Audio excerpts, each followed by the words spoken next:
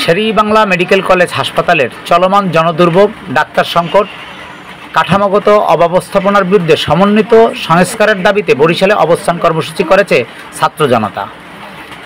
আজ বেলা 11টায় বরিশাল নগরীর Ashwini Kumar town hall চত্বরে সর্বস্তরের ছাত্র জনতার ব্যানারে এই অবস্থান কর্মসূচি করেন শিক্ষার্থীরা।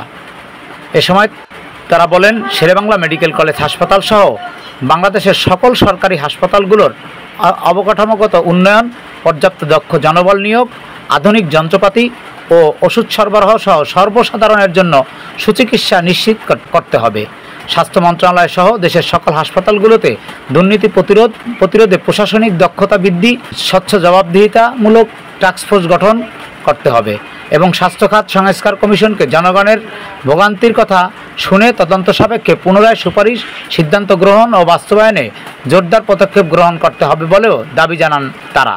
অতি দ্রুত সময়ের মধ্যে এই দাবি বাস্তবায়ন না হলে লাগাতার কর্মসূচির হুঁশিয়ারি দিয়েছেন ছাত্র জনতা।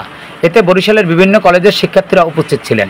অবস্থান কর্মসূচিতে নেতৃত্ব দিয়েছেন ছাত্রনেতা মহিউদ্দিন রনি, সুলাইমা জান্নাত সিফা, হুসাইন আল সুহান প্রমুখ।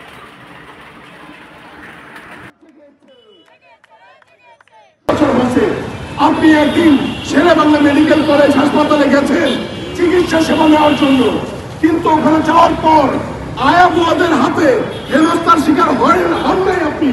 এমন গ্যারান্টি দিয়ে এই কথাটাকে আমি সত্য বুকে আপনি বলতে পারবেন?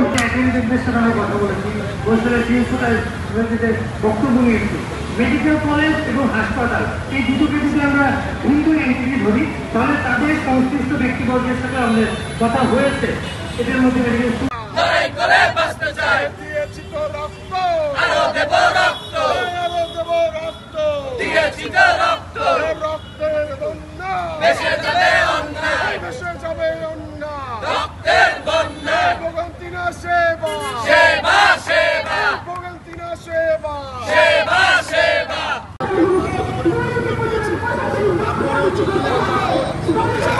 ভাই